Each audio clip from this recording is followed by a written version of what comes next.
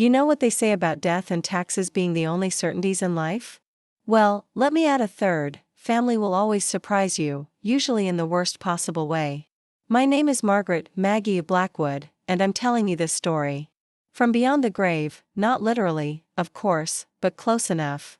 See, I've been planning my own funeral for the past 5 years, ever since Dr. Chen gave me that delightful little diagnosis. Stage 4 pancreatic cancer. 6 months to live, maybe 8 if I was lucky. That was 63 months ago. Before we jump back in, tell us where you're tuning in from, and if this story touches you, make sure you're subscribed, because tomorrow, I've saved something extra special for you.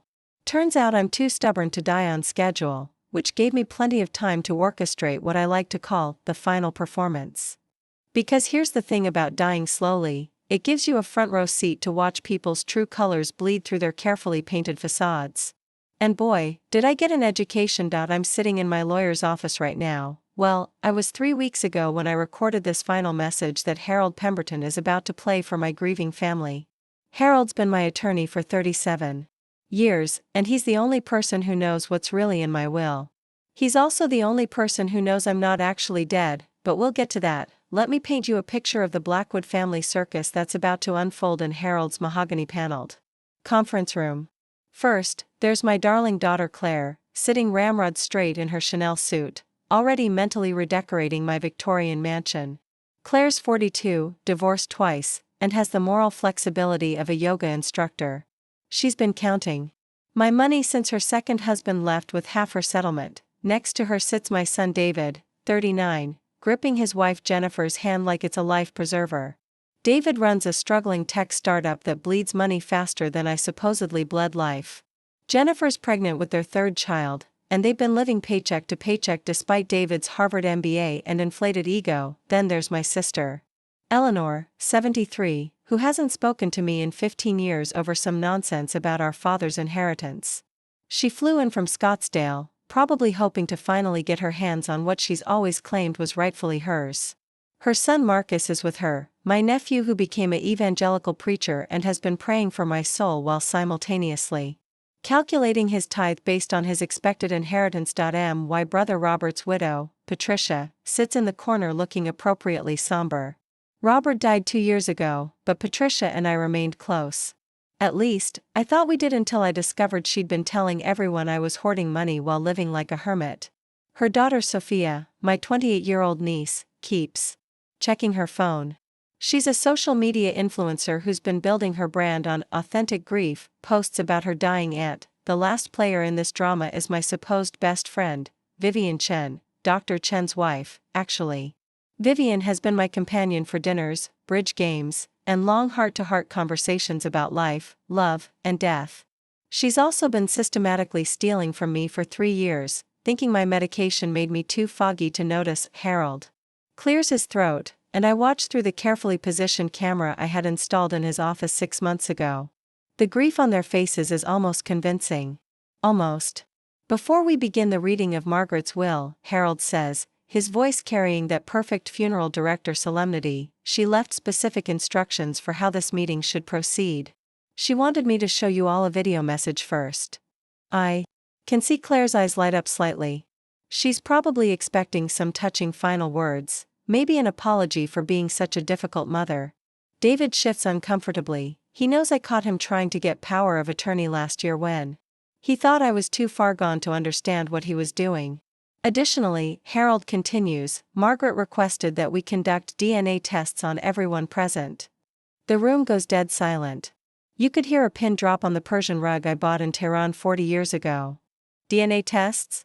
Eleanor's voice cracks slightly. Whatever for? Harold adjusts his glasses, following my script perfectly.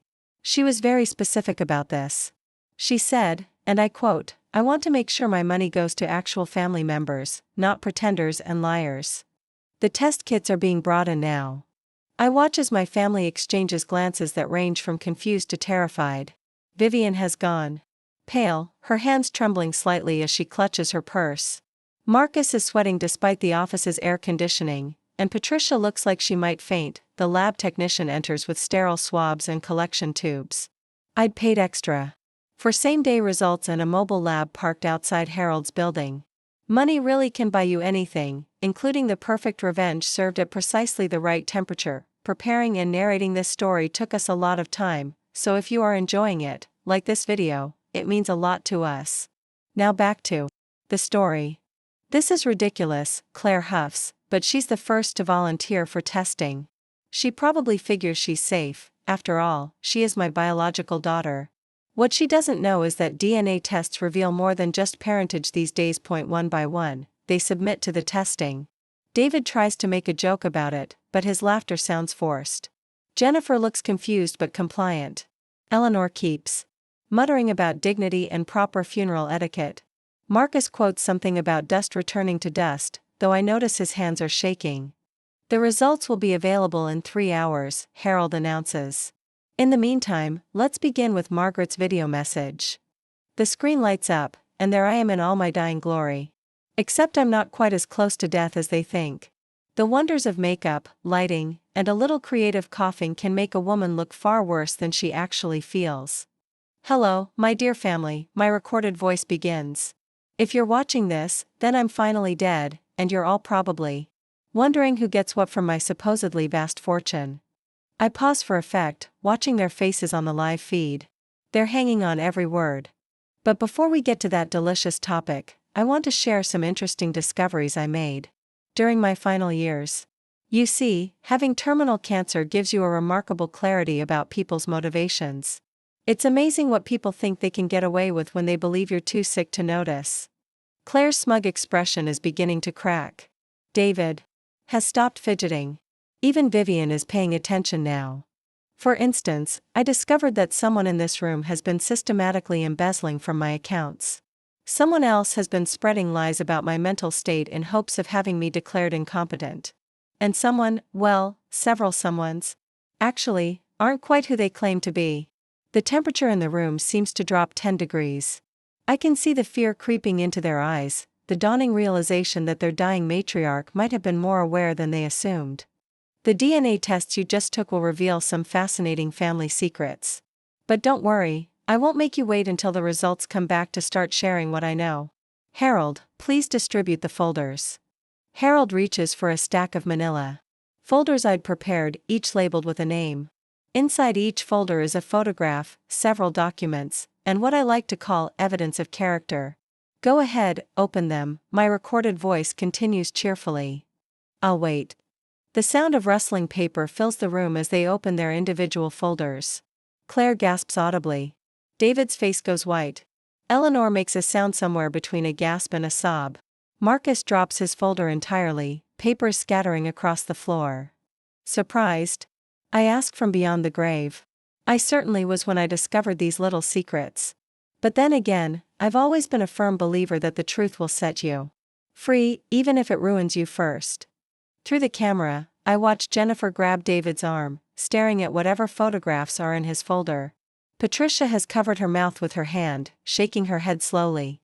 Sophia has actually dropped her phone for the first time since entering the room. Now, you might be wondering how your dear, supposedly dying aunt managed to uncover all these secrets. Well, let me tell you a little story about the advantages of having unlimited resources, excellent private investigators, and absolutely nothing left to lose. I lean back in my recorded message, and I can see them all leaning forward, desperate to understand what I know and how I know it. It started about 2 years ago when I noticed some discrepancies in my financial statements. Small amounts at first, then larger ones. The beauty of having multiple accounts is that patterns become visible when you're looking for them. And once I started looking, well, I couldn't stop. Claire is staring at her folder like it contains a live snake. Inside, I know she's looking at photographs of herself with her secret boyfriend, who happens to be married to one of her best friends.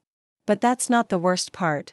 The worst part is the documentation showing how she's been planning to contest my will on grounds of mental incompetence while simultaneously working with a decorator to renovate my house. David, my darling son, I continue, those gambling debts must be eating you alive. $47,000 to some very unsavory people in Atlantic City. That's why you needed the power of attorney so badly, wasn't it? Too bad forging documents is a federal crime. David looks like he might vomit. Jennifer is reading over his shoulder, her face cycling through confusion, horror, and fury in rapid succession. Eleanor, my dear sister, I have to admit I was shocked to discover you've been claiming to be a Holocaust survivor for the past 10 years to get sympathy donations for your charity. Quite creative, considering our grandparents were Irish potato farmers. Eleanor has gone completely white. Marcus is staring at his mother like he's never seen her before. And Marcus, my faithful nephew, or should I say, step-nephew? Those DNA results are going to be very interesting when they show that you're not actually Robert's son. Did Patricia ever tell you that Robert was sterile after his war injury? No? How curious. The room erupts into chaos. Marcus is on his feet, shouting questions at Patricia, who looks like she wants to disappear into the floor. David is arguing with Jennifer in harsh whispers. Claire is frantically reading through her folder, probably looking for some escape clause in the evidence I've compiled, but I'm not done yet. Vivian, my dear friend, I have to say your technique for stealing from me was quite sophisticated. Using my medication schedule to determine when I'd be most confused, then making small withdrawals and purchases that you thought I'd never notice. The private investigator's photos of you using my credit cards for your shopping sprees are particularly damning. Vivian has started crying, but I notice she's not denying anything. And Sophia, my darling influencer niece, did you really think I wouldn't find out about the GoFundMe account you set up to help with my medical expenses? The one that raised $63,000 that went directly into your personal account? I especially loved your tearful video about how the family was struggling to afford my care. Sophia's face has gone from social media perfect to complete horror. She's clutching her phone like it might save her, but I know she's probably calculating how quickly she can delete her social media accounts. Now, I'm sure you're all wondering what this means for my will. I continue from the screen. Well, let me be clear, I've never been more mentally competent in my life. Every decision I've made, every investigation I've conducted, every piece of evidence I've gathered has been done with perfect clarity and legal oversight. Harold nods grimly from his seat. He's been witness to my complete mental competence throughout this entire process. The DNA results will be ready shortly, and when they are, Harold will reveal the full contents of my will. But I'll give you a little preview. I've decided to leave my entire estate to someone who actually deserves it. Someone who has shown me genuine kindness without expecting anything in return. Someone who doesn't even know they're about to inherit everything. The chaos in the room reaches a crescendo. Everyone is talking at once, accusations flying, folders waving, and voices raised in anger and desperation. But first, my recorded voice continues, cutting through the noise. I want you all to understand something important. This isn't just about money. This is about consequences. For too long, you've all assumed that family loyalty was a one-way street. That I would continue to love and support you regardless of how you treated me, how you lied to me, or how you tried to take advantage of me. The room falls silent again, everyone staring at the screen where my image continues speaking. Well, I have news for you, love without respect is worthless. And none of you have shown me an ounce of real respect in years. You've seen me as a dying old woman with money, not as a person who deserved honesty and kindness in her final years. I can see tears in some of their eyes now, but I wonder if they're tears of guilt or just tears of fear about losing their expected inheritance. So while we wait for those DNA results, which I promise will be very educational, I want you to think about something. I want you to consider what kind of people you've become, and whether the person you're looking at in the mirror is someone you actually like. The recording pauses, and Harold stands up. We'll take a short break while we wait for the DNA results, he announces. There's coffee and water in the outer office. I suggest you use this time to reflect on what Margaret has shared with you. As they file out of the conference room, I watch their faces through my hidden camera. The guilt, the fear, the anger, the desperate calculation of damage control, it's all there, playing out exactly as I'd hoped, but the real show is about to begin. Because the DNA results aren't just going to reveal who's actually related to whom, they're going to reveal the biggest secret of all, the secret that I'm not actually dead, and that this entire funeral is an elaborate test to see who in my family actually mourns me versus who mourns my money. In 30 minutes, when those DNA results come back, the real chaos will begin. And I'll be watching every moment of it from the apartment above Harold's office, very much alive and very much enjoying the show. After all, if you're going to fake your own death, you might as well make it entertaining. The 15-minute break feels like an eternity as I watch my family members pace Harold's outer office like caged animals. From my hidden vantage point in the apartment above, I have perfect views through the security cameras I had installed months ago. The feeds show me everything: Claire frantically texting someone, probably her married boyfriend, warning him that their affair might be exposed. David has cornered Jennifer in the hallway, his hands gesturing wildly as he tries to explain away the gambling debts and forged documents. Eleanor sits alone on the leather sofa, staring at nothing, while Marcus paces behind her, his pastoral composure completely shattered. Every few seconds, he stops to stare at Patricia, who refuses to meet his eyes. The revelation that he might not be Robert's biological son has hit him like a theological earthquake. His entire identity built on being part of the faithful family bloodline. Sophia has retreated to the bathroom, no doubt trying to figure out how to spin this disaster for her social media followers. Through the thin walls, I can hear her on a frantic phone call with someone about crisis management and narrative control. Vivian hasn't moved from her chair, clutching her purse like it contains the secrets of the universe. Which, in a way, it does. I know she's got my spare credit card in there, the one she thinks I forgot about.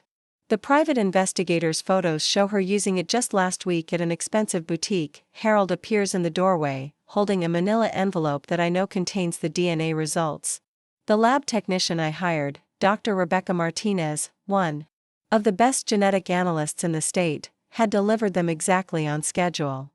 If everyone could please return to the conference room, Harold announces, his voice cutting through the nervous energy like a scalpel.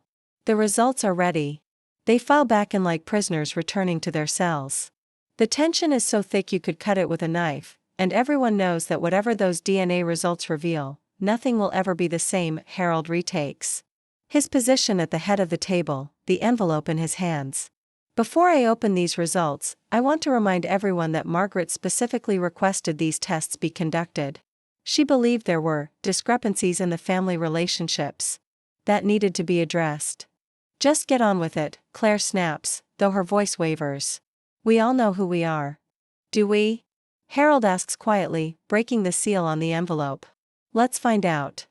He removes several sheets of paper, each marked with official laboratory letterhead. The silence in the room is deafening as he adjusts his reading glasses. I'll start with the most surprising results, he begins. Eleanor Blackwood and Margaret Blackwood. Eleanor straightens in her chair, probably expecting confirmation of their sisterhood despite their years of estrangement. According to the DNA analysis, you share no significant genetic markers. You are not biological sisters. The words hit the room like a bomb. Eleanor's face goes through several colors before settling on a sickly gray. That's impossible, she whispers. We grew up together. Same parents. Same house. Harold continues reading. The analysis suggests you share approximately the same genetic relationship as complete strangers. Marcus stumbles backward, grabbing the edge of the table for support. What does this mean? It means, Harold says carefully, that either Eleanor or Margaret was adopted, or there was some other arrangement that the previous generation never disclosed. I watch Eleanor's face crumble as 15 years of righteous indignation about her inheritance rights evaporate. All those years of claiming she deserved half of father's estate, all those bitter arguments about being cheated out of her birthright, and she wasn't even his biological daughter. There's more, Harold continues. Marcus Blackwood and Patricia Blackwood. Patricia has gone completely white, her hands gripping the arms of her chair so tightly her knuckles are bone white. Marcus, you are not the biological son of Robert Blackwood. The DNA shows no paternal relationship whatsoever. Marcus sinks into his chair like he's been physically struck. Mom? His voice cracks on the single word. Patricia's response is barely a whisper. I can explain, can you? Marcus's voice is rising, his pastoral calm completely abandoned. Can you explain how you let me build my entire ministry on being Robert Blackwood's son? How you let me preach about family values and biblical lineage when my entire identity is a lie? Robert knew, Patricia finally says, tears streaming down her face. He knew you weren't his biological son, but he loved you anyway. He made me promise never to tell you because he said you were his son in every way that mattered. Who is? My father? Marcus demands. Patricia closes her eyes. James Morrison. He was Robert's best friend from the war. He didn't survive the landing at Normandy. Robert married me knowing I was pregnant with James's child. He said it was his way of honoring his friend's memory. The room is spinning with revelations, but Harold isn't finished. David Blackwood and Jennifer Blackwood. David and Jennifer turn to each other, confusion clear on their faces. They're legally married, so what could the DNA possibly reveal about them? Your DNA shows some concerning markers that suggest possible familial relationship beyond marriage. Jennifer's face goes white. What kind of familial relationship? Harold consults the papers. The analysis indicates you may be second cousins, sharing great-grandparents. Oh God, Jennifer breathes. My grandmother, she was a Morrison before she married. She always talked about her family moving from Ireland. David is shaking his head frantically. No. This can't be right. We're not related. We can't be related. The genetic markers are quite clear, Harold continues. While second cousin marriages are legal in most states, this does explain some of the difficulties you've experienced with fertility and pregnancy complications. Jennifer starts crying, deep, wrenching sobs that shake her entire body. The 3 miscarriages, the complications with their previous pregnancies, the genetic counselors. Cryptic warnings about family history, it all suddenly makes horrible sense. There's more, Harold says quietly. Claire Blackwood. Claire sits up straighter, probably thinking she's safe since she's definitely my biological daughter. What about me? The DNA analysis reveals that you have a half-sibling in this room. Claire's smugness evaporates instantly. What? That's impossible. David is my only sibling. Not David, Harold says. Sophia. The room explodes into chaos. Sophia drops her phone with a clatter, staring at Claire in shock. Patricia starts sobbing harder. Eleanor looks confused and betrayed. David is still trying to process his own genetic bombshell. How is that possible? Claire demands. Sophia is Patricia's daughter. Harold turns to Patricia, who looks like she wishes the floor would swallow her whole. Patricia, would you care to explain? Patricia can barely speak through her tears.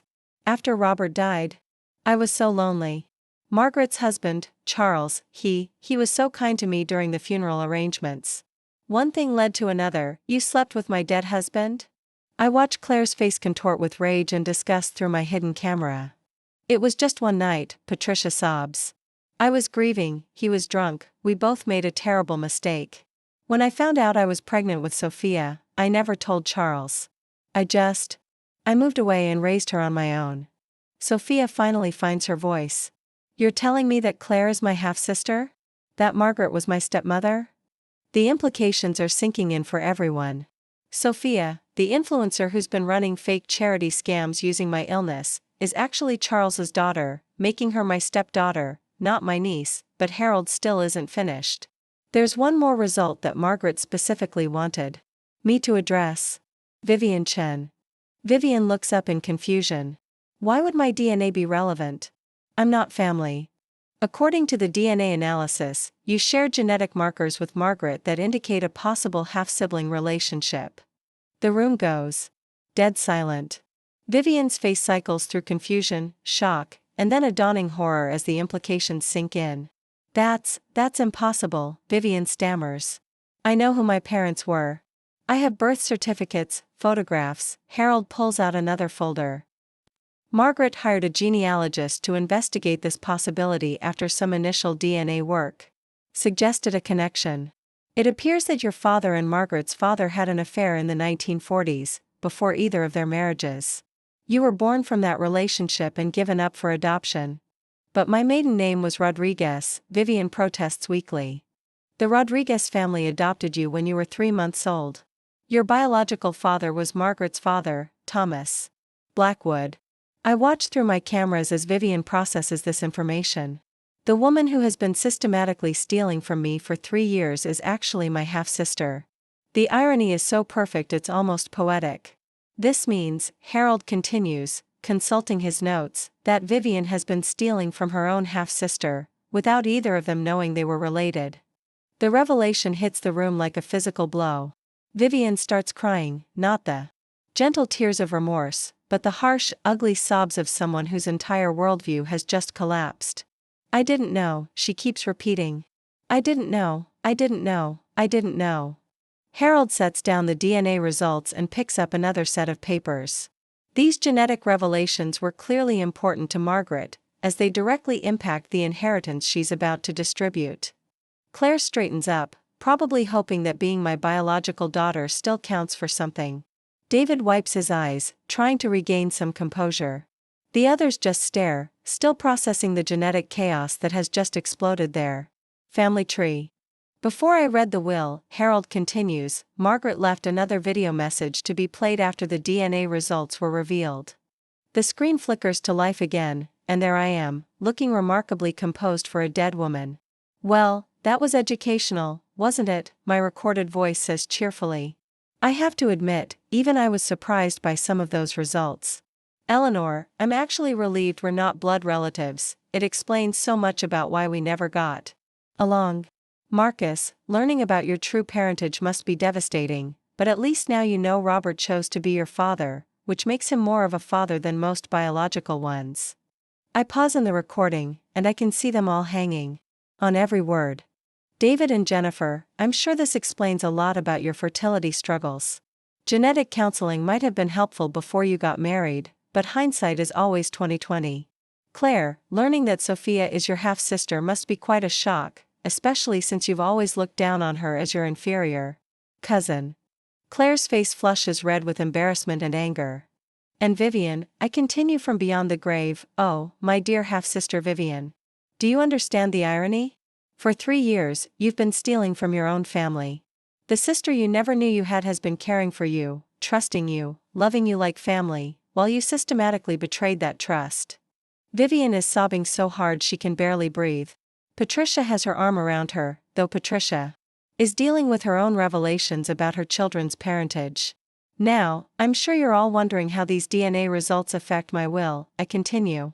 "Well, let me be very clear about something. Genetics don't make a family. Love, loyalty, and respect make a family. And unfortunately for all of you, none of you have shown me any of those things in years." Harold reaches for another folder, this one thick with legal documents. "However," my voice continues, "there is one person who has shown me genuine kindness and love without expecting anything in return. One person who doesn't even know they're mentioned in my will. Someone who has cared for me, supported me, and treated me with the dignity and respect that my actual family forgot I deserved." The room is silent except for Vivian's continued sobbing, and the sound of papers rustling as Harold prepares to read the will. Before Harold reads the actual distribution of my estate, I say from the screen, "I want you all to understand something. This isn't just about money. This is about consequences. Each of you made choices about how to treat me in what you thought were my final years. You chose deception over honesty. You chose greed over love. You chose to see me as a source of future wealth rather than as a person deserving of current kindness."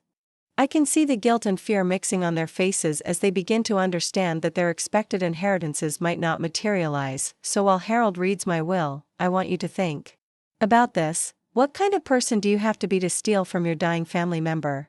What kind of person lies about their identity to claim inheritance rights? What kind of person runs fake charities using their relative's illness? What kind of person forges legal documents to steal from their own mother? The accusations hang in the air like smoke from an explosion. Each family member knows exactly which crime applies to them. The DNA results have revealed the biological truth about our family, I continue.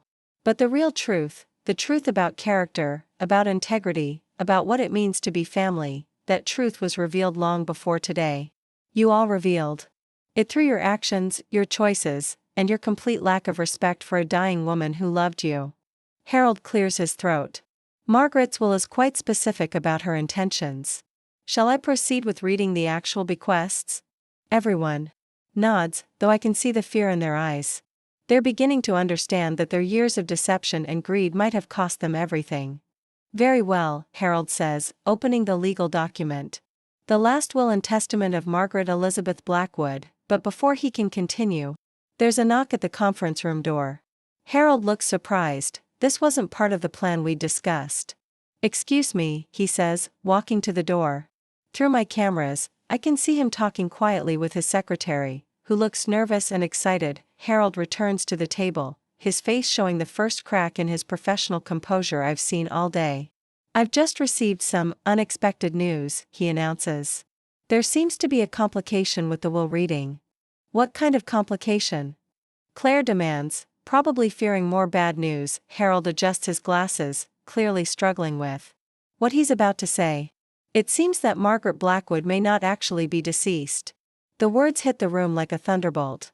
Everyone starts talking at once, voices raised in confusion and disbelief. Through my hidden cameras, I watch their faces cycle through shock, hope, fear, and in some cases, absolute terror, because if I'm not actually dead, then all their schemes, all their deceptions, all their plans for my money, they're all still very much alive and actionable, and that's when the real chaos begins. The conference room erupts into absolute pandemonium. Chairs scrape against hardwood as everyone jumps to their feet, voices overlapping in a cacophony of disbelief, anger, and desperate questions. From my hidden position upstairs, I watch through multiple camera angles as my carefully orchestrated plan reaches its crescendo. "What do you mean she's not dead?"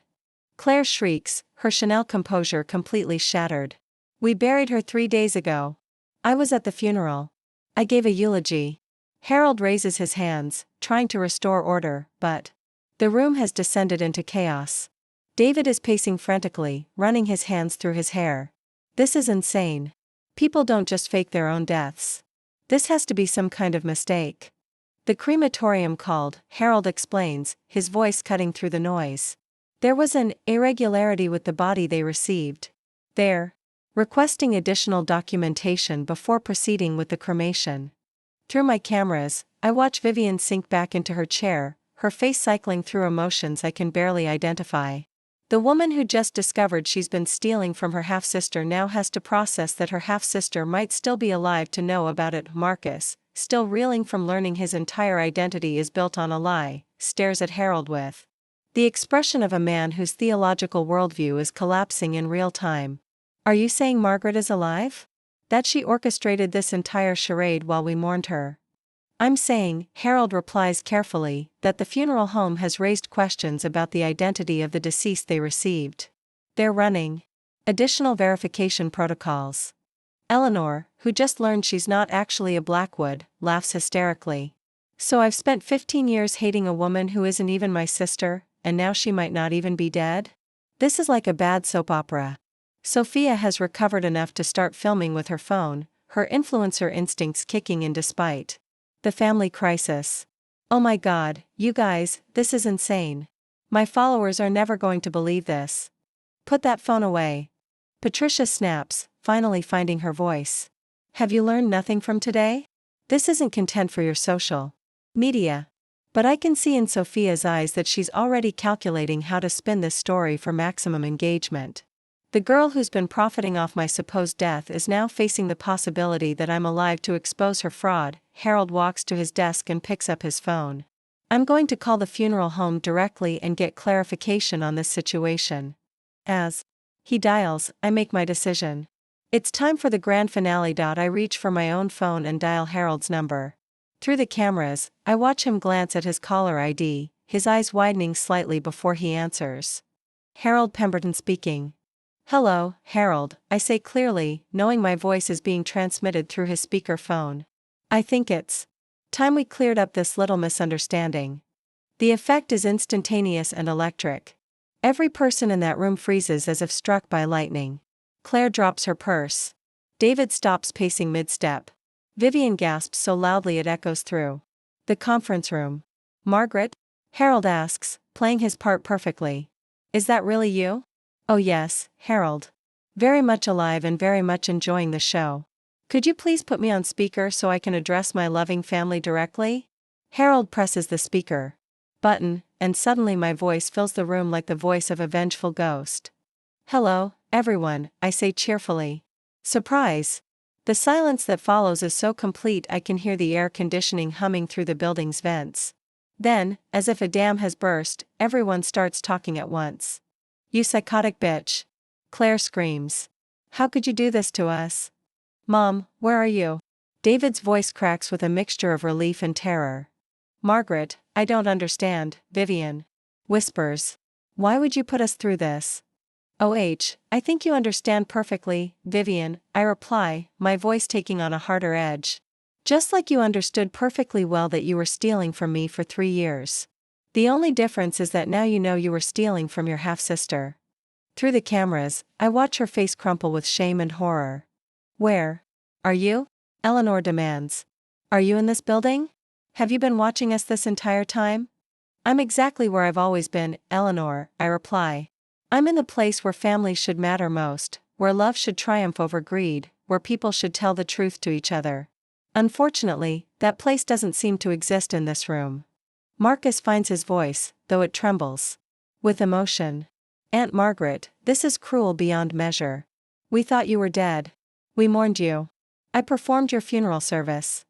"And how exactly did you mourn me, Marcus?" I ask pointedly. "By calculating your inheritance? By planning how to spend money you thought was coming your way? Or did you actually mourn the person you thought I was?" The question hangs in the air because we all know the answer. "This is kidnapping," Claire shouts suddenly. "Fraud. You can't just fake your own death and torment people like this." "Actually, Claire, I can do exactly that when those people have been systematically betraying, lying to, and stealing from me," I respond calmly.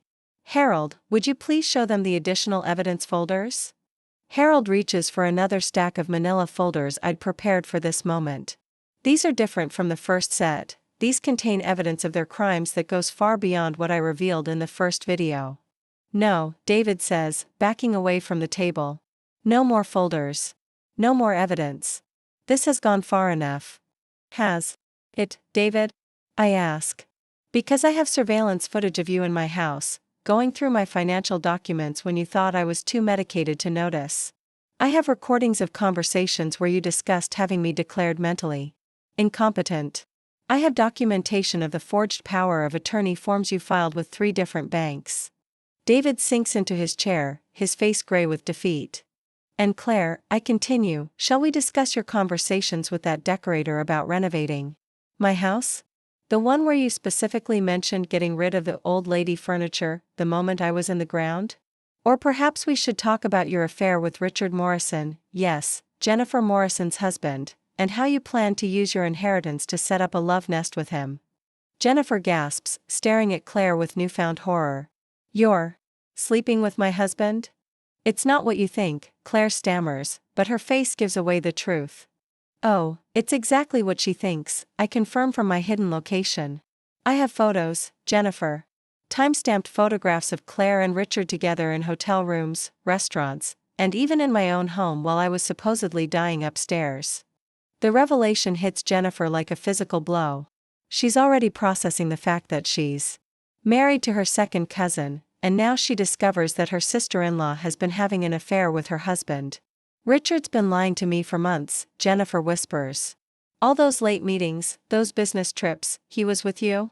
Claire tries to stand, probably planning to leave, but Harold blocks the door. "I'm afraid no one can leave until we've finished this process," he says firmly. "You can't hold us here against our will." Eleanor protests. "Actually," I interject, "you're all free to leave at any time. But if you do, you'll be leaving behind any chance of understanding why I did this. And more importantly, any chance of redemption." That stops them. Despite their anger and humiliation, they all desperately want to know if there's still a possibility of inheritance, of forgiveness, of somehow salvaging something from this disaster. "Redemption?" Marcus asks, his ministerial training helping him focus on the theological implications. "What kind of redemption could possibly come from this level of deception?" "The kind that comes from facing the truth about yourselves," I reply. "For years, you've all been living lies. Eleanor, pretending to be my sister while harboring decades of resentment over imaginary inheritance rights. Marcus, building your ministry on false pretenses about your lineage. David, stealing from your own mother while pretending to be a loving son. Claire, planning my death while kissing my cheek at family dinners. I pause, letting that sink in. Vivian, befriending me while systematically robbing me. Patricia, raising Sophia to believe she was Robert's granddaughter while hiding the truth about her parentage. Sophia, profiting from my supposed illness while showing the world what a caring niece she was. Through the cameras, I can see tears, anger, shame, and desperation painted across their faces in varying degrees. But here's what's truly remarkable, I continue. In all of this chaos, in all of these revelations, not one of you has asked the most important question. What question? Harold prompts, following our script. Not one of you has asked if I'm okay. Not one of you has expressed relief that I'm alive. Your first reactions weren't joy that your supposedly beloved family member isn't actually dead, they were panic about getting caught in your schemes. The truth of that statement settles over the room like a heavy blanket. They all fell silent because they know I'm right. You want to know where I am right now? I ask. I'm sitting in the apartment directly above Harold's office. I've been watching every moment of this through security cameras I had installed months ago. I've seen your faces, your reactions, your complete lack of actual grief at my supposed death. Suddenly, they're all looking up at the ceiling as if they could see through it to where I'm sitting. I've been planning this for over a year, I continue. The fake illness progression, the supposed death, the elaborate funeral arrangements, all of it designed to see how you would behave when you thought I was gone and couldn't hold you accountable anymore. The cancer diagnosis, David asks quietly. Was that fake too? Oh no, the cancer was very real, I reply.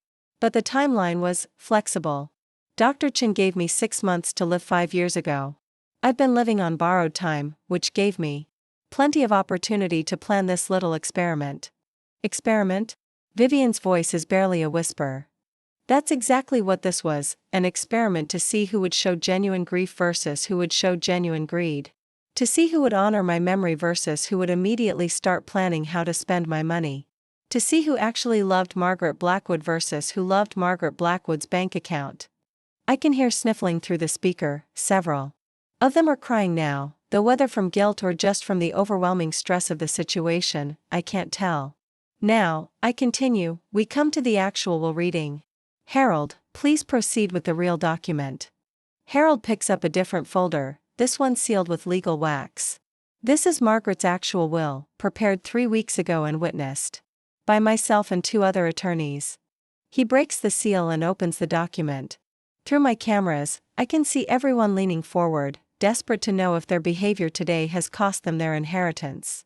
The last will and testament of Margaret Elizabeth Blackwood, Harold begins formally. Being of sound mind and body, I hereby distribute my estate as follows. The room is so quiet I can hear heartbeats through the microphone. To my daughter Claire Blackwood, who taught me that blood relations mean nothing without loyalty and respect, I leave the sum of $1 and a recommendation for family therapy. Claire's gasp is audible through the speaker. To my son David Blackwood, who showed me that a Harvard education cannot teach integrity or honesty, I leave the sum of $1 and the contact information for Gamblers Anonymous. David makes a choking sound. To my sister Eleanor Blackwood, who spent 15 years hating someone she's not even related to over money that was never rightfully hers, I leave the sum of $1 and a copy of our family's actual genealogy records. Eleanor starts crying harder. To my nephew Marcus Blackwood, who built his ministry on false premises and his inheritance expectations on lies, I leave the sum of $1 and a suggestion that he find his faith in truth rather than in bloodlines. Marcus bows his head in shame. To my niece Sophia Blackwood Morrison, who profited from my supposed suffering while pretending to care, I leave the sum of $1 and a complete accounting of the fraud she committed with her fake charity fundraising. Sophia drops her phone, finally understanding that her influencer career is about to become a cautionary tale. To Patricia Morrison, who raised her daughter on lies and allowed family deception to continue for decades, I leave the sum of $1 and my hope that she will finally learn to tell the truth. Patricia is sobbing openly now. And to Vivian Chen, my newly discovered half-sister who stole from me while pretending to care for me, I leave the sum of $1 and full documentation of her theft for potential criminal prosecution. Vivian collapses back in her chair, her face in her hands. Harold pauses, looking around the room at the devastated faces. However, he continues, there is one more bequest. Everyone looks up hopefully through their tears. To Maria Santos, the nurse's aide who has cared for me with genuine kindness, patience, and love for the past 3 years without knowing about my wealth or expecting anything in return, I leave the entirety of my remaining estate, valued at approximately $47 million. The room explodes again, but this time it's pure rage and disbelief. Maria, Claire screams. You're leaving everything to the cleaning lady? Maria isn't a cleaning lady, she's a certified nurse's aide who has been caring for me with more love and respect than my entire family combined, I reply firmly. She's the woman who held my hand during chemotherapy, who celebrated with me when the cancer went into remission, who never once asked about my money or inheritance. She's the only person in my life who treated me like a human being rather than a bank account. And that's when I decide it's time for the final revelation. Now, if you'll excuse me, I say through the speaker, I think it's time I joined you all in person. The sound of my footsteps coming down the stairs echoes through the building, and I can see through the cameras as every face in that room turns toward the conference room door. After all, if you're going to resurrect yourself from the dead, you might as well make an entrance. The sound of my footsteps on the wooden stairs creates a rhythmic countdown that seems to match the collective heartbeats of my stunned family. Through the security monitor in Harold's outer office, I can see them all frozen in various states of shock, anger, and terror. Some are still crying. Others have their mouths hanging open in disbelief. A few look like they're calculating escape routes. I pause at the bottom of the stairs, smoothing my navy blue dress, the same one I wore to my own funeral viewing 3 days ago. The irony isn't lost on me that I'm about to make my second appearance in the same outfit, though this time the audience will be significantly more hostile. Taking a deep breath, I push open the conference room door. Hello, family. The reaction is immediate and volcanic. Claire screams, an actual, horror movie scream that echoes off the mahogany walls. David stumbles backward so violently he knocks over his chair. Eleanor crosses herself repeatedly, muttering what sounds like prayers in Latin. Marcus has gone completely white and appears to be having some sort of religious crisis, staring at me like I'm the actual resurrection. Vivian covers her face with her hands, sobbing. I'm so sorry, Margaret. I'm so sorry. Patricia clutches her chest, breathing heavily. I think I'm having a heart attack. Only Sophia seems to recover quickly, her phone already out and recording. Holy shit, you guys, this is actually happening. My aunt literally rose from the dead. Put that phone away before I confiscate it permanently, I say sharply, moving to take my place at the head of the table. The chair Harold had left empty for me. How theatrical of him. Harold stands as I enter, playing his part perfectly. Margaret, I'm so glad you could join us. Oh, I wouldn't miss this for the world, I reply, settling into my chair with the satisfaction of a chess master who has just achieved checkmate. After all, it's not every day you get to witness your own family's reaction to your resurrection. Claire has stopped screaming, but her face is mottled red with rage. You sick, twisted, evil woman. Do you have any idea what you've put us through? Actually, Claire, I have a very precise idea of what I've put you through, because I designed every moment of it, I reply calmly. The question is, do you have any idea what you've put me through for the past 5 years? We mourned you. David shouts, finding his voice. We planned a funeral. We bought flowers. We wore black.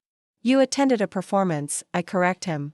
And judging by your behavior during that performance, most of you were mourning my bank account, not me. I reach into my purse and pull out a tablet, setting it on the table. Would you like to see the footage from my funeral? I had cameras installed in the funeral home too. Very enlightening viewing. You recorded our grief? Eleanor gasps. You violated our privacy during the most vulnerable moment of our lives. Your grief?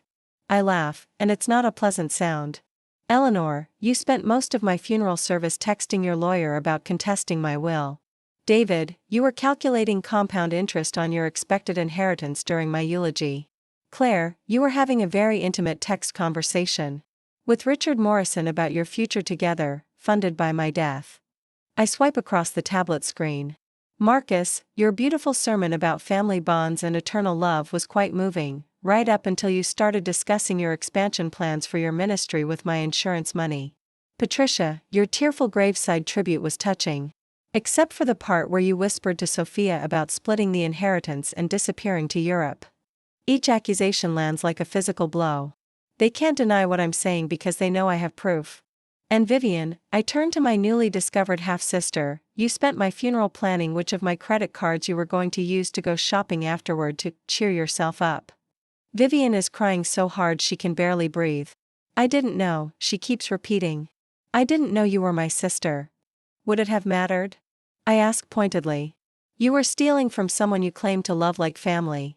Finding out we actually are family just makes it worse, not better. Marcus finally finds his voice, though it cracks with emotion. Margaret, I don't understand how you could orchestrate something this elaborate, this cruel. This goes against everything I believe about human decency. Does it, Marcus? I lean forward, fixing him with a steady gaze. Tell me, what does your faith say about bearing false witness? About coveting your neighbor's possessions? About honoring your father and mother, or in your case, your aunt who helped raise you after Robert died? Marcus flinches as if I've struck him. You built your entire ministry on being Robert Blackwood's son, on carrying on the family legacy of faith and service. But it was all built on a lie, wasn't it? Patricia never told you the truth about your parentage, and you never questioned why you looked nothing like Robert, why you had none of his mannerisms, why your blood type didn't match his medical records. I didn't know about any of that, Marcus protests weakly. But you did know that you were more interested in what I could give your ministry than in what I needed from my family, I reply. Every visit, every phone call, every supposedly heartfelt conversation always somehow circled back to your building fund, your mission work, your need for financial support. I stand up and begin pacing around the table, like a prosecutor delivering a closing argument. Let me tell you all what I learned during my supposed final years. I learned that not one of you, not a single one, ever asked me what I wanted for my remaining time. Not one of you asked about my fears, my regrets, my hopes for how I wanted to be remembered. Instead, you all focused on positioning yourselves for maximum inheritance potential. I stopped behind Claire's chair. Claire, you redecorated my guest room without asking because you wanted to help me prepare for the end. But what you really wanted was to practice renovating what you thought would soon be your house. Moving to David's chair, David, you offered to help manage my finances because you were concerned about my cognitive decline. But what you really wanted was access to my accounts so you could cover your gambling debts. I continue around the table. Eleanor, you suddenly wanted to reconcile after 15 years of silence, but only after you learned I was terminal. Your reconciliation came with a lawyer's letter claiming half my estate based on our supposed shared inheritance from father. Stopping at Marcus's chair, Marcus, your pastoral visits increased dramatically once my diagnosis became known.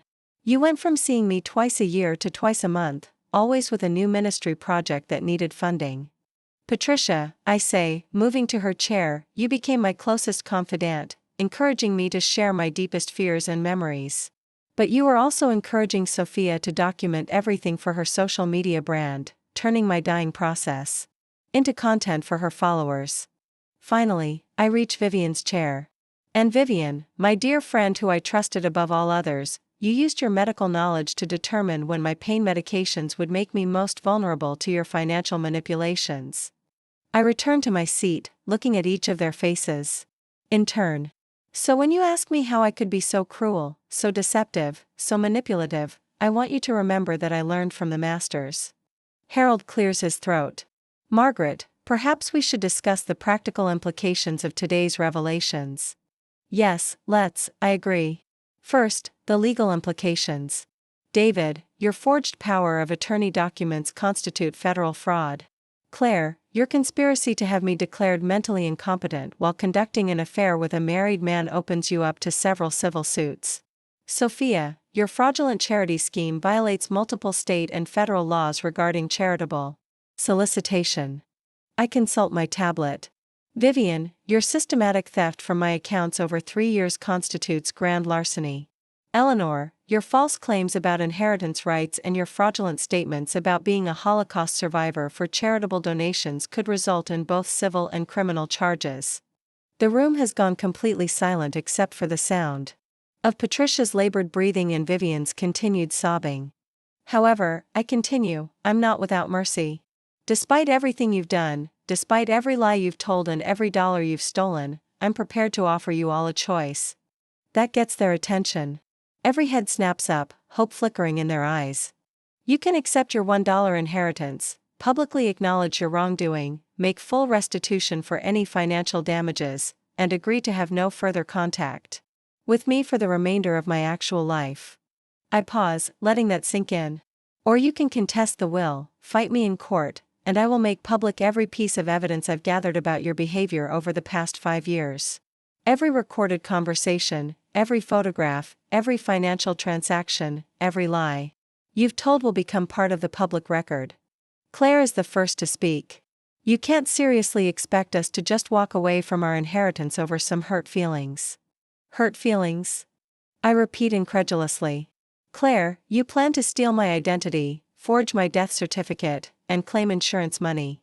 That's not hurt feelings, that's criminal fraud. I never did any of those things, she protests. I swipe across my tablet and turn it toward her. This is a recording of your conversation with Richard Morrison from 2 weeks ago, where you discussed exactly those plans. Would you like me to play it for everyone? Claire's face goes white as she realizes how thoroughly I've documented her schemes. Furthermore, I continue, Jennifer, you might be interested to know that your husband has been planning to leave you as soon as the inheritance came through. He and Claire have been house hunting in the Bahamas using your joint credit cards. Jennifer, who had been silent through most of this confrontation, finally explodes. You son of a bitch, she screams at Claire. You've been planning to steal my husband and my inheritance? It's not like that, Claire stammers, but her guilt is written all over her face. Oh, it's exactly like that, I confirm. I have hotel receipts, restaurant bills, real estate inquiries, even application forms for Bahamian residency. Your sister-in-law and your husband have been planning their future together for months. Jennifer turns to David, her face contorting with rage. Did you know about this? David looks like he wants to disappear into the floor. I suspected something, but I didn't want to believe it. You didn't want to believe it because you were too busy planning how to steal from your own mother. Jennifer shouts, the room erupts into family warfare. Jennifer is screaming at both Claire and David. Patricia is trying to calm everyone down while dealing with her own revelation about Marcus's parentage. Eleanor is demanding to know what other family secrets I might reveal. Marcus is having what appears to be a theological crisis, muttering about false prophets and divine retribution. Enough! I shout, and my voice carries enough authority to silence them all. This is exactly why I did this. Look at yourselves.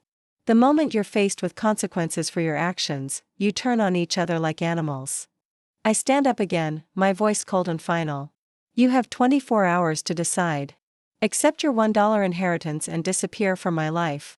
Or fight me and lose everything anyway while having your crimes exposed to the world. What about Maria? Sophia asks suddenly. The nurse who's getting everything. What makes her so special? I'll tell you what makes Maria special, I reply. For 3 years, she has taken care of me without knowing about my wealth. She has celebrated my good days and comforted me through my bad days. She has never asked for anything beyond her modest salary. She has treated me with dignity, respect, and genuine affection. I look around the table at their faces.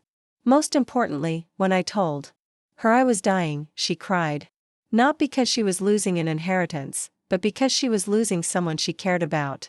That's what real grief looks like. Harold checks his watch. Margaret, we should discuss the timeline for the legal documentation. Of course. I gather my things, preparing to leave. Harold will have the necessary paperwork ready by tomorrow evening. You can either sign the settlement agreements and walk away with your dignity partially intact, or you can prepare for a very public legal battle that you cannot win. I pause at the door, looking back at my family one last time. You know what the saddest part of all this is? I would have given you anything, my money, my house, my love, my forgiveness, if you had just shown me genuine care in what you thought were my final months. Instead, you showed me who you really are when you thought I couldn't fight back. So this is it? David asks, his voice broken. You're just going to walk away from your entire family? No, David, I reply sadly. You all walked away from me years ago. I'm just finally admitting it. As I reach for the door handle, Vivian speaks up one last time. Margaret, please. I know what I did was wrong, but we're sisters. Doesn't that mean anything? I turn back to look at her, this woman who shares my DNA but none of my values. Vivian, being sisters should have meant everything. That's exactly why your betrayal hurts the most. And with that, I walk out of the conference room, leaving behind a family that was never really a family at all. Harold follows me into the hallway. How do you feel? He asks quietly. Tired, I admit. But also, free. Tomorrow, Maria Santos will learn that her kindness has been rewarded beyond her wildest dreams. And my family will learn that actions have consequences, even when you think nobody is watching, especially when you think nobody is watching. The silence in the conference room after my departure is deafening. Through the security cameras I had Harold leave running, I watch my family members sit in stunned silence, processing what just happened. From my apartment above, I settle into my leather chair with a cup of tea and my monitoring equipment, ready to observe the next phase of my psychological experiment. It takes exactly 4 minutes and 37 seconds for the first explosion. This is all your fault. Jennifer screams at Claire, launching herself across the table with such force that she knocks over a water pitcher. You ruined everything. My marriage, my family, my life. Claire scrambles backward, her Chanel suit wrinkled and her composure completely shattered. Jennifer, please, let me explain. Explain what? How you've been screwing my husband while planning to steal his dying mother's money. How you were going to run off to the Bahamas with my inheritance. Jennifer's voice rises to a pitch that makes me wince even through the surveillance equipment. David tries to intervene, stepping between his wife and sister. Jenny, please calm down. This isn't helping anything. Calm down? Jennifer whirls on him. Your mother just revealed that my husband has been cheating on me with your sister, and you want me to calm down? Did you know about this? David's hesitation tells her everything she needs to know. You did know, she breathes, her voice dropping to a dangerous whisper. You knew Claire was sleeping with Richard, and you said nothing. I suspected, but I wasn't certain. Jennifer slaps him. The sound echoes through the conference room like a gunshot. You let me plan our future, our children's future, while you knew my husband was betraying me with your sister? Through my cameras, I watch the family structure collapse in real time. Patricia is hyperventilating in the corner while Marcus paces back and forth, muttering scripture under his breath. Eleanor sits frozen, staring at nothing, probably still processing that she spent 15 years hating someone she's not even related to. Vivian hasn't moved from her chair, hasn't stopped crying. Every few minutes she whispers, I'm sorry, to no one in particular, but the words sound hollow in the chaos. Sophia, ever the opportunist, has her phone out again, trying to livestream the family meltdown until Patricia screams at her to put it away. We need to think strategically, Eleanor finally says, her voice cutting through the chaos. Margaret is clearly unhinged. No sane person orchestrates their own death to manipulate their family. She's not unhinged. Harold's voice comes from the doorway. I watch him enter the room, carrying a stack of legal documents. She's methodical, calculating, and completely within her legal rights. You helped her do this, Claire accuses, pointing a perfectly manicured finger at him. You're her lawyer. You have a responsibility to your client's mental health. My responsibility, Harold replies calmly, is to execute my client's legal wishes as long as she's mentally competent. And I can assure you, Margaret Blackwood is the most mentally competent person I've ever met. He sets the documents on the table. These are the settlement agreements she mentioned. You have until 6 p.m. tomorrow to sign them, or she'll proceed with criminal charges and civil suits against each of you. David picks up one of the agreements, scanning it quickly. This is insane. She's asking us to admit to crimes we haven't committed. Haven't you? Harold asks pointedly. The forged power of attorney documents are sitting in my safe, David. Along with bank records showing your gambling debts and attempted unauthorized access to your mother's accounts. David's face goes white. Those were drafts. I never filed them. Intent to commit fraud is still a crime, Harold informs him. And Margaret has recordings of you discussing your plans with multiple people. From my hidden position, I watch as the reality of their situation begins to sink in. I've been building legal cases against each of them for years, documenting every transgression, every lie, every betrayal. They're not just facing loss of inheritance, they're facing potential prison time. Claire stands up abruptly. I need air. I need to think. You need to call Richard, Jennifer says coldly. Tell him his sugar mama is cutting off the money supply. Jennifer? It's not what you think, stop. Jennifer shouts. Just stop lying. For once in your miserable life, just stop lying. The room falls silent again, but it's a different kind of silence now. The shock is wearing off, replaced by something darker, calculation, desperation, and the dawning realization that they've been completely outmaneuvered. Marcus finally speaks, his voice hollow. I've built my entire ministry on a lie. My congregation, my board of directors, my entire identity as Robert Blackwood's son carrying on the family tradition of faith, all of it is false. Your faith doesn't have to be false, Patricia says quietly, speaking for the first time since learning her son isn't Robert's biological child. Robert loved you as his own son. He chose to raise you, to guide you, to support your calling. That love was real, even if the biology wasn't. But I've been preaching about family legacy, about bloodlines blessed by God, about inherited faith. Marcus continues, his voice breaking. How can I face my congregation knowing it was all built on deception? The same way you'll face them knowing you were planning to expand your ministry with money stolen from a dying woman, Eleanor says. Harshly. At least the parentage issue wasn't your fault. I watch through my cameras as Marcus recoils from the truth of that statement. His moral crisis is genuine, but it's 24 hours too late. Harold checks his watch. It's currently 7:30 p.m. You have 22 and a half hours to make your decision. I suggest you use that time wisely. What if we can test the will anyway? Eleanor asks. What if we prove she's mentally incompetent due to this elaborate charade? Then you'll lose spectacularly and publicly, Harold replies. Margaret has 5 years of medical records, psychiatric evaluations, and cognitive assessments proving her complete mental competence. She's also documented every step of this process with legal witnesses and medical oversight. He gathers his papers. Furthermore, she's anticipated every legal challenge you might make. The will was reviewed by 3 independent law firms, witnessed by multiple parties, and executed in full compliance with state law. But the deception, Claire begins, is not illegal, Harold interrupts. There's no law against faking your own death to test your family's loyalty. Immoral, perhaps. Manipulative, certainly. But not illegal. After Harold leaves, the family sits in stunned silence for nearly 10 minutes. Then, predictably, the negotiations begin. We could pool our resources, David suggests. Fight this together. With what resources? Claire laughs bitterly. I'm facing divorce proceedings and fraud charges. My assets are about to be frozen. I have some savings, Eleanor offers hesitantly. Enough to fight a $47 million estate in court. Jennifer asks skeptically. Against a woman who's been planning this for years and has unlimited resources? Sophia finally puts down her phone. My social media accounts are already getting death threats. Someone leaked the funeral footage online. They're calling me the fake grief influencer. My brand is destroyed. I smile from my hidden vantage point. I may have had something to do with that leak. We could go to the media, Marcus suggests desperately. Expose what she's done. Turn public opinion against her. And say what? Patricia asks. That we got caught stealing from a dying woman, so now we're mad she outsmarted us?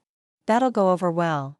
The conversation continues for another hour, growing more desperate and bitter with each passing minute.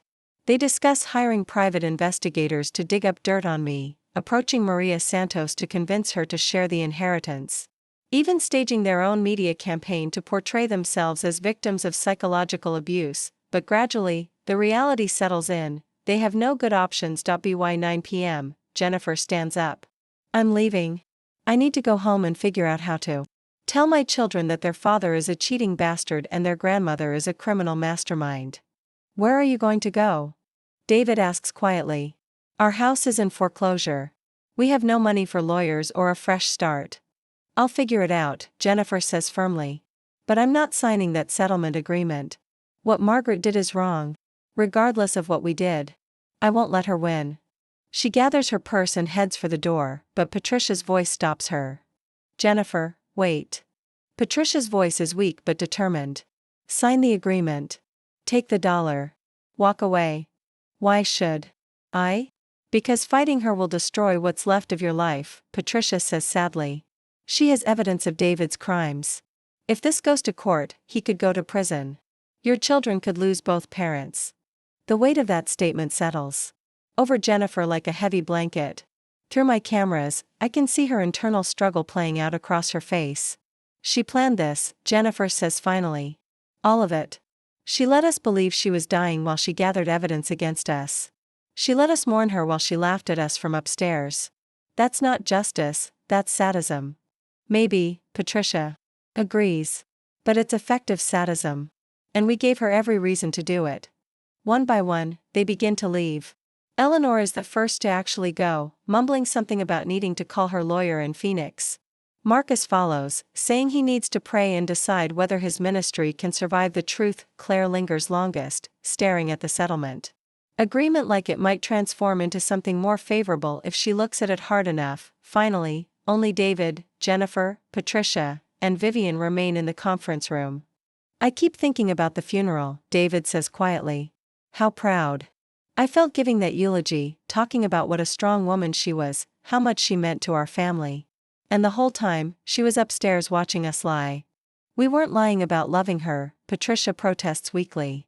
Weren't we? David asks. When's the last time any of us visited her just to spend time with her? When's the last time we asked about her fears, her hopes, her memories? Everything we did was calculated around eventual inheritance. Vivian finally speaks, her voice hoarse from crying. I told myself I was helping her, taking care of small financial details so she wouldn't have to worry about them. But I was stealing from my own sister, and I didn't even know she was my sister. Would it have mattered if you'd known? Jennifer asks. Vivian considers this. I want to say yes, but honestly? I was so resentful of wealthy people, so angry about my own financial struggles, that I probably would have done it anyway. Maybe worse, knowing we were related. The truth of that admission hangs in the air. So what do we do? David asks. Through my surveillance equipment, I watch as they wrestle with the impossible choice, admit defeat and walk away with nothing, or fight a battle they cannot win and lose everything in the process. It's 11:47 p.m. when they finally leave Harold's office, no decision made but time running out. They have 18 hours and 13 minutes left to choose between dignity and destruction. From my hidden apartment, I pour another cup of tea and settle in to wait. The hardest part of any chess game is waiting for your opponent to realize they're in checkmate, but checkmate is inevitable when you've been planning your moves for 5 years. And your opponents have been playing checkers. At 5:47 p.m. the following day, 13 minutes before the deadline, Harold's conference room fills for the final time. Through my surveillance cameras, I watch my family members file in like condemned prisoners walking to their execution. The contrast from yesterday is stark. The designer clothes have been replaced with wrinkled garments that look slept in, the confident postures have crumbled into defeated slouches, and the calculating gleams in their eyes have dulled to resignation. But there's something else in the air, a unified tension that suggests they've made a collective decision during their night of deliberation. Claire enters first, her usually perfect hair unwashed and pulled back in a messy ponytail. Behind her comes David, holding Jennifer's hand, an interesting development, considering she was ready to divorce him 24 hours ago. Marcus arrives looking like he's aged a decade overnight, followed by Eleanor, Patricia, and Sophia. Vivian brings up the rear, moving like someone in physical pain. Harold takes his position at the head of the table, a stack of settlement agreements at his right hand. I trust you've all had sufficient time to consider your options? We have, Claire says, speaking for the group. Her voice carries a steadiness I wasn't expecting. But before we give you our decision, we'd like to speak to Margaret directly. Through my speakers, I respond from my hidden apartment. I'm listening. We want you to come down here, David says. Face to face.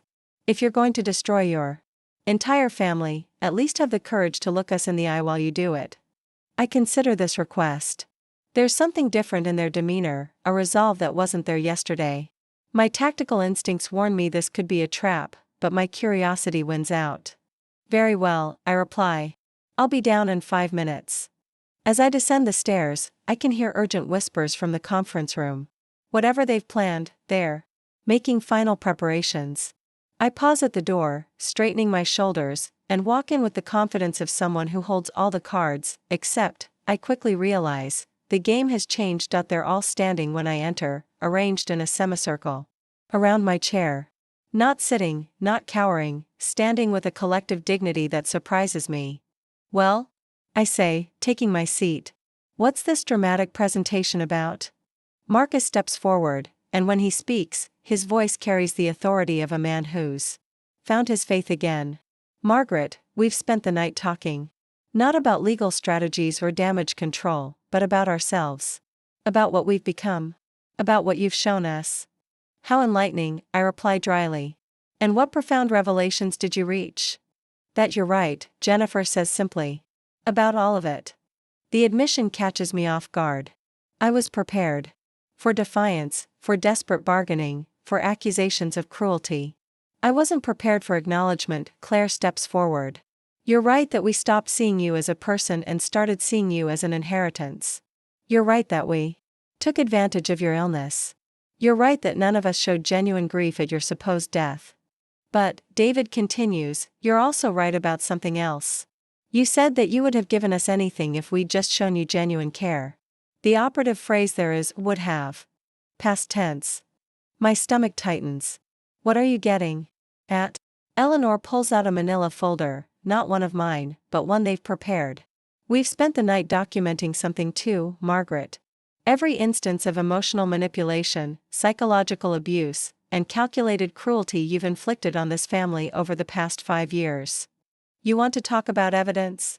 Patricia adds, her voice steady despite her obvious nervousness. Let's talk about the evidence we've gathered. Sophia, of all people, steps forward with her phone. I've been recording family interactions for my social media for 2 years. You know what those videos show? They show you systematically isolating family members, playing us against each other, and using your illness as a weapon to control behavior. My confidence wavers slightly. You were stealing from me, lying to me. Yes, we were, Marcus interrupts. And we've admitted that. We're prepared to face consequences for our actions. But are you prepared to face consequences for yours? Vivian, my half-sister who I thought was broken by guilt, stands straighter. I contacted a forensic accountant last night. The money I stole, approximately $47,000 over 3 years, I'm prepared to pay back with interest. But I also had him. Look at your financial records, the ones that are public. She opens her own folder. You've been systematically withdrawing money from family members' accounts for years. David's college fund that you claimed was lost in bad investments? You transferred it to an offshore account in 2018. Claire's divorce settlement that mysteriously disappeared during her second marriage? You moved it to a trust you control. My mouth goes dry. That's not Eleanor's portion of your father's estate that you claimed was eaten up by taxes and legal fees? Vivian continues relentlessly. It's been earning compound interest in an account bearing your social security number for 15 years. The room spins slightly. They've done their homework. David steps forward. You talk about our greed, our lies, our manipulation. But you've been doing the same things to us for decades. The only difference is you're better at it. And you're right, Claire adds, that we failed you as a family. But you failed us too. Long before we started scheming for your inheritance. You were scheming to control us with your money. Harold shifts uncomfortably in his seat. Through the corner of my eye, I see him reaching for his phone, probably calling his partners for legal backup. The difference, Jennifer says quietly, is that we're prepared to face the truth about ourselves. Are you? Marcus pulls out another document. This is a counterproposal. We'll sign your settlement agreements, accept our $1 inheritances, and walk away from your life forever. But in exchange, you'll return the money you've stolen from us over the years, with interest. Furthermore, Eleanor continues, you'll provide a public acknowledgement that this entire charade, the fake death, the family humiliation, the psychological manipulation, was cruel and unnecessary. And, Sophia adds, you'll donate an additional $10 million to legitimate charities, not as Margaret Blackwood seeking public praise, but anonymously, as penance for the harm you've caused. I stare at them, realizing that somewhere in the past 24 hours, my fractured, dysfunctional family has become exactly what I always claimed I wanted, a united front based on honesty and mutual accountability. You think you can blackmail me?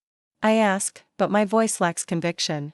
We think we can offer you the same choice you offered us, David replies. Face the truth about yourself or have it exposed for you. Patricia steps forward, and when she speaks, her voice is gentle but firm. Margaret, we love you.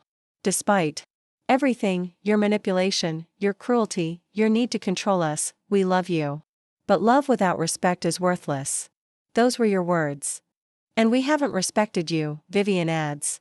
But you haven't respected us either. You've treated us like chess pieces in some elaborate game instead of like human beings with feelings and dignity.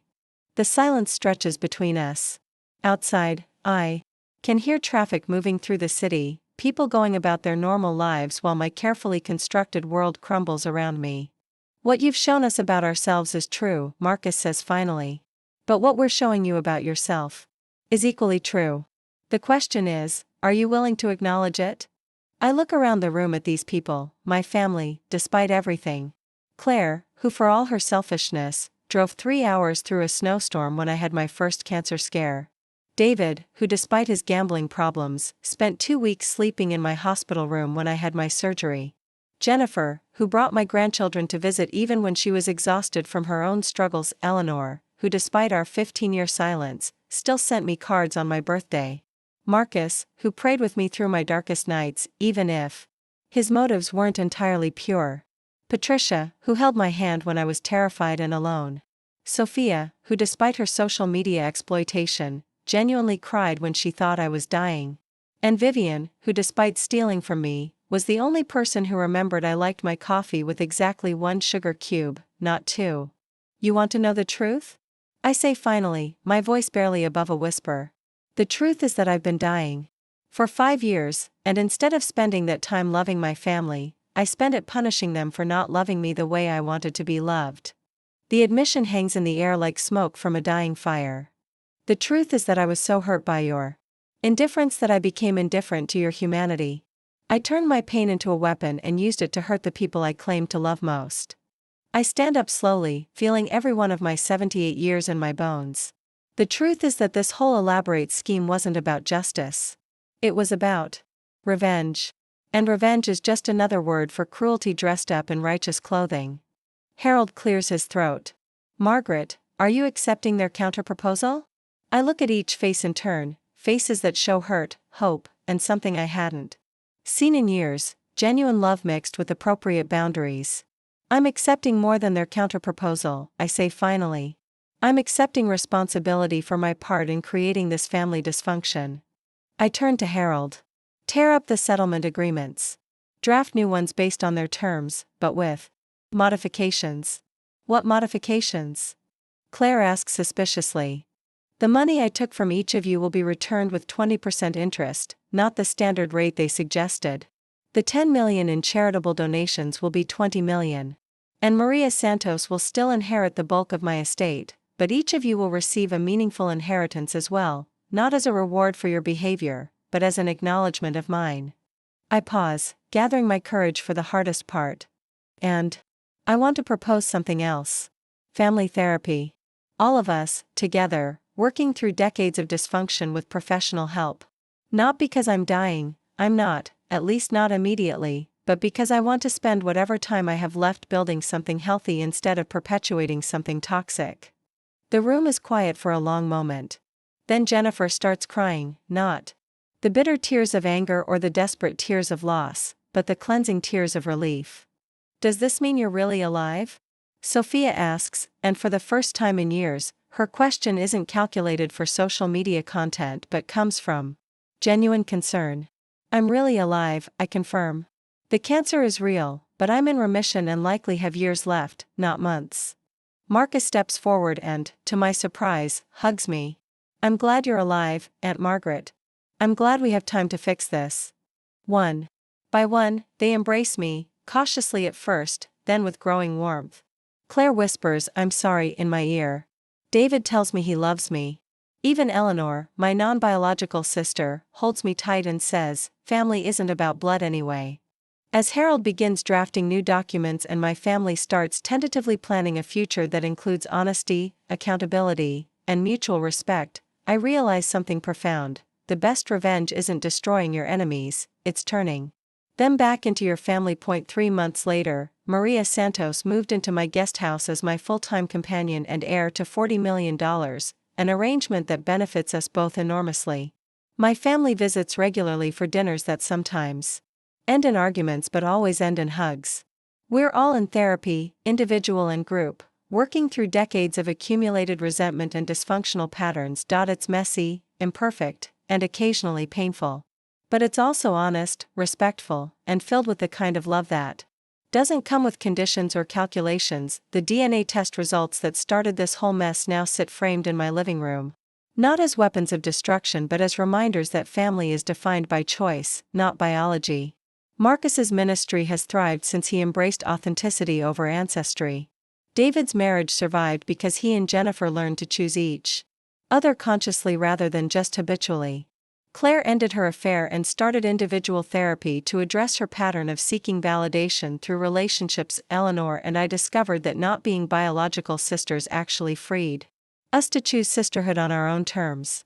Vivian and I are slowly building a relationship based on our shared present rather than our hidden past. Patricia is learning to tell difficult truths with love. Sophia has transformed her social media presence into a platform for authentic mental health advocacy, and I learned that the most powerful choice you can make isn't to punish people for failing to love you correctly, but to love them correctly despite their failures. Sometimes the best funerals are the ones you survive. After all, resurrection isn't just about coming back from the dead, it's about coming back to life. Up next, you've got 2 more standout stories right on your screen. If this one hit the mark, you won't want to pass these up. Just click and check them out.